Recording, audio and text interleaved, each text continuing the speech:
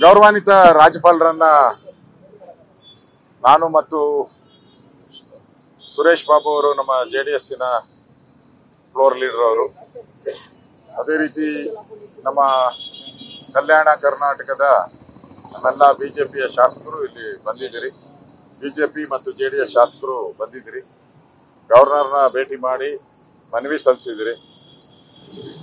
ಬಹಳ ನೋವಿನ ಸಂಗತಿ ಅಂತ ಹೇಳಿದ್ರೆ, ಈ ಕಾಂಗ್ರೆಸ್ ಸರ್ಕಾರ ಬಂದ ಮೇಲೆ ಏನು ಕಲ್ಯಾಣ ಕರ್ನಾಟಕ ಆಯಿತು ಮತ್ತು 371J ಇದು ಸಂವಿಧಾನದಲ್ಲಿ ಅವಕಾಶ ಕೊಟ್ಟಿದ್ದು ಏನಕ್ಕೆ ಅಂದ್ರೆ ಎಲ್ಲರಿಗೂ ಈಕ್ವಲ್ ಡಿಸ್ಟ್ರಿಬ್ಯೂಷನ್ ಆಗಬೇಕು.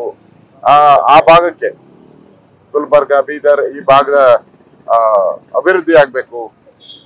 ರಾಯಚೂರು ಇಲ್ಲೆಲ್ಲ ಇದೆ, ಬಳ್ಳಾರಿ, ವಿಜಯನಗರ ಎಲ್ಲ ಕೂಡ ಅಭಿವೃದ್ಧಿ ಆಗಬೇಕು ಅನ್ನೋ ದೃಷ್ಟಿಯಿಂದ ಕೊಟ್ಟಿದ್ದಾರೆ.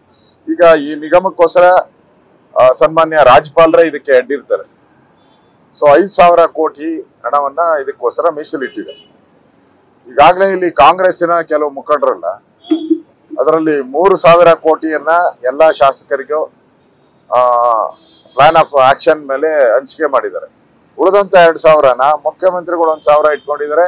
ಒಂದು 5-6 ಜನ ಜಿಲ್ಲಾ ಮಂತ್ರಿಗಳು ಅವರು 1,000 ಕೋಟಿ ಇಟ್ಟಾರೆ. ಇದು ಸಂವಿಧಾನದಲ್ಲಿ ಅಗೌರವ ಇದೆ. ಆ ತರ ಯಾವುದೇ ರೂಲ್ಸ್ ಅಲ್ಲಿ ಮುಖ್ಯಮಂತ್ರಿ ಆಗ್ಲಿ ಈ ಮಂತ್ರಿಗಳಾಗಿ ಇಟ್ಕೊಳಕ್ಕೆ ಅವಕಾಶ ಇಲ್ಲ. ಎಲ್ಲಾನು ಕೂಡ ಆಯಾ ಭಾಗದ ಶಾಸಕರಿಗೆ ಅನುದಾನ ಕೊಡಬೇಕು.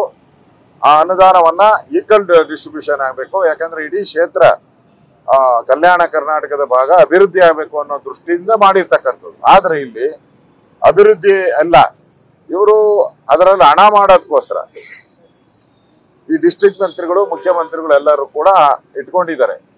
ಇದರಿಂದ ಆ ಭಾಗದ ಅಭಿವೃದ್ಧಿಗೆ ಕುಂಠಿತ ಆಗಿದೆ. ಸ್ವತಃ ಗವರ್ನರ್ ಅವರೇ ಅದಕ್ಕೆ ಚೀಫ್ ಆಗಿರೋದ್ರಿಂದ, ಮುಖ್ಯಸ್ಥರಾಗಿರೋದ್ರಿಂದ ತಾವು ಈ ತಾರತಮ್ಯವನ್ನ ಸರಿಪಡಿಸ್ಬೇಕು, ಈ ಅನ್ಯಾಯವನ್ನ ಸರಿಪಡಿಸ್ಬೇಕು ಮತ್ತು ನಮಗೆ ನ್ಯಾಯ ಕೊಡಬೇಕು ಅಂತೇಳಿ ನಾವೆಲ್ಲರೂ ಕೂಡ ನಿಯೋಗದಲ್ಲಿ ಬಂದು ಭೇಟಿ ಮಾಡಿ ಹೇಳಿದಿರಿ. ಅವರು ಕೂಡ ದಾಖಲೆಗಳನ್ನೆಲ್ಲ ಕೊಡಿ, ನಾನು ಇದಕ್ಕೆ ನ್ಯಾಯವನ್ನ ಕೊಡ್ತೀನಿ ಅನ್ನೋ ಮಾತನ್ನ ಹೇಳಿದ್ದಾರೆ. ನಾಳೆನೂ ಕೂಡ ನಮ್ಮ ಕೆಲವು ನಾಯಕರುಗಳೆಲ್ಲ ಬಂದು ಭೇಟಿ ಮಾಡ್ತಾರೆ. ನಾಳೆನೂ ಕೂಡ ನಮ್ಮ ಜನಾರ್ದನ್ ರೆಡ್ಡಿ ಅವರು, ನಮ್ಮ ಗಲ್ಜಾಳೆ ಅವರು, ದೊಡ್ಡನಗೌಡರು ಎಲ್ಲರೂ ಬಂದು ಭೇಟಿ ಮಾಡ್ತಾರೆ, ದಾಖಲೆಗಳನ್ನ ಕೊಡ್ತಾರೆ. ಒಟ್ಟಾಗಿ ನ್ಯಾಯ ಸಿಗ್ಬೇಕು. ಈ ಹಂಚಿಕೆ ಆಗಿರೋ ಅನುದಾನ ತಾರತಮ್ಯ ಆಗ್ಬಾರ್ದು.